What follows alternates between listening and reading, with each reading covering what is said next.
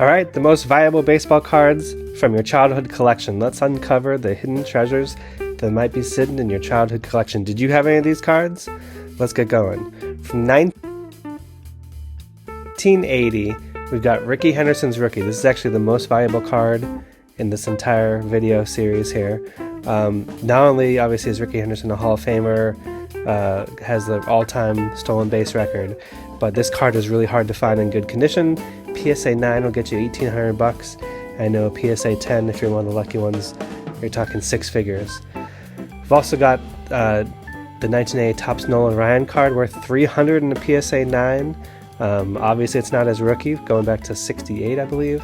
But a great card, and if you have it, hopefully that's one where it's a non-rookie card that's worth something. You might be surprised.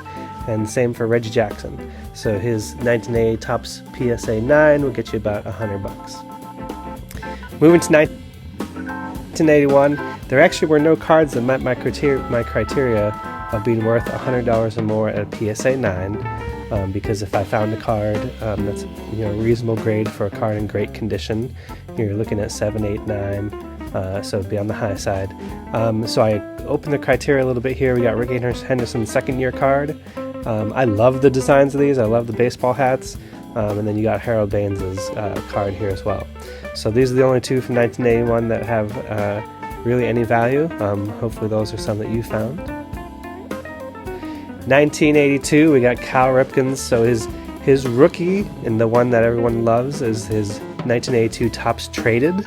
So you're going to want to look for the Topps Traded PSA 9 here, worth $342. His 1980 Topps card obviously is one of those rookie cards with multiple players on it, generally not as popular. And then Donruss came out, so the Donruss Cal Ripken rookie as well, coming in at $100.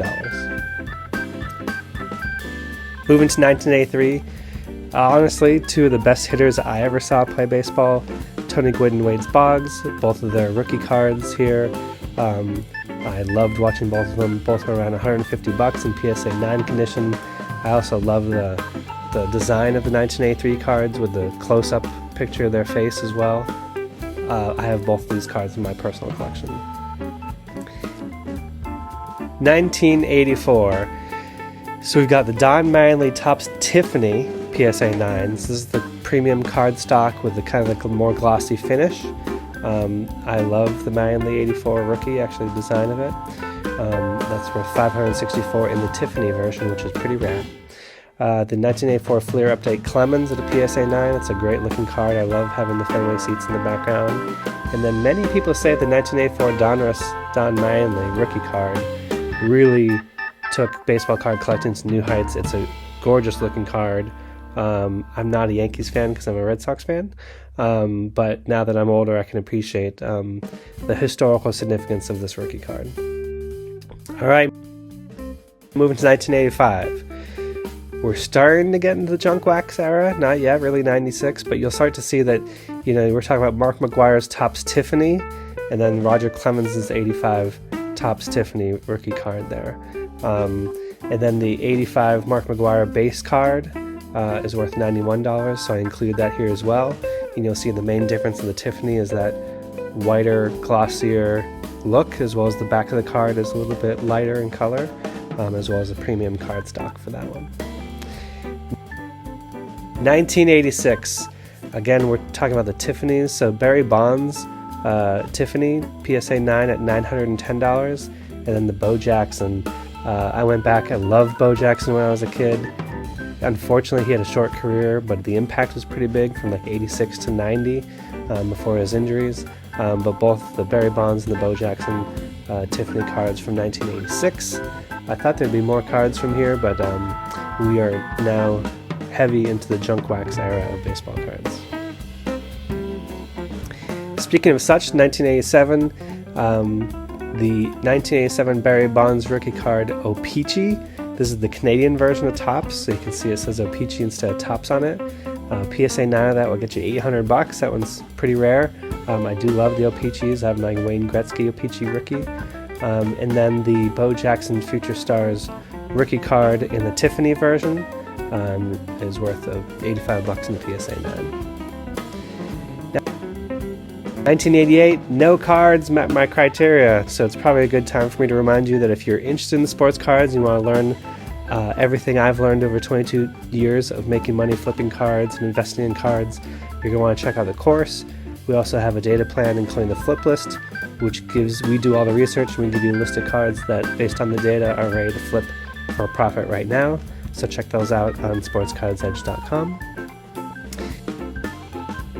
1989. So saving the decade, I think, of the junk wax era is really Ken Griffey Jr.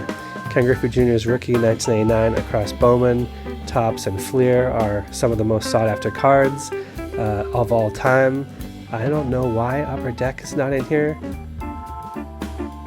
Oh, it's on the next slide, so okay, good. I was going to say, how did I forget that? So highest price to lowest, we got the 1989 Bowman Tiffany Ken Griffey Jr. for $1,000 in PSA 9, the Topps Trade Tiffany, and the Fleer Glossy, which is sort of like their version of Tiffany.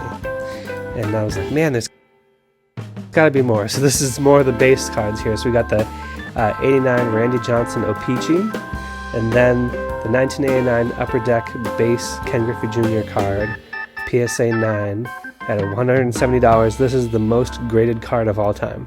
This is the most collected card. If you were to pick any card for me to really resemble kind of my childhood, I remember these were the first packs of baseball cards that were worth, that cost over $1 to buy. I think I was buying packs of cards for like 50, 55 cents, and then all of a sudden Upper Deck was $1, down to 25 a pack. We've also got some error cards, so the Randy Johnson Marlboro ad error card in the background. And then the Billy Ripken FF error, if you're familiar with that, there's a swear word written on the end of his bat. Both of those error cards make the list to round out the end of the 1980s decade. So, if you have a chance, we have the full list of the 300 most valuable baseball cards from your childhood collection, going from 1952 all the way up till 2010, 2011, around there. So check out the link in our description. You can download that completely for free, and also subscribe for more baseball card information and inside information. Really appreciate you watching. Bye. So I was just asked which one's my favorite. Man, it's hard to pick among all these cards. If I can only pick one card, I'm going to go with the 1980 Rickey Henderson rookie card. Basically, people just don't steal bases anymore like he used to. He was stealing over 100 bases a season at the peak of his career, and at 1,400 stolen bases, there's no one's near him. The next closest is at 900 for a career. So that's probably the first card. I think the next one, in terms of being iconic, is probably the 89 Upper Deck Ken Griffey Jr. card. I also really like the 89 Bowman. And then I don't have Boggs on here from the original list, but I would take Boggs. And then probably the 84 Donruss rookie. The Barry Bonds 86 card. I like the 86 design a lot. A PSA 10, I had a bunch of those that I've sold off for $300, but unfortunately with the whole steroid scandal and stuff, I think that's not as desirable a card anymore these days. So it's tough to pick them, but those are some of my top ones. And honestly, these are the cards from my childhood, so I collect any of them all day. So thanks.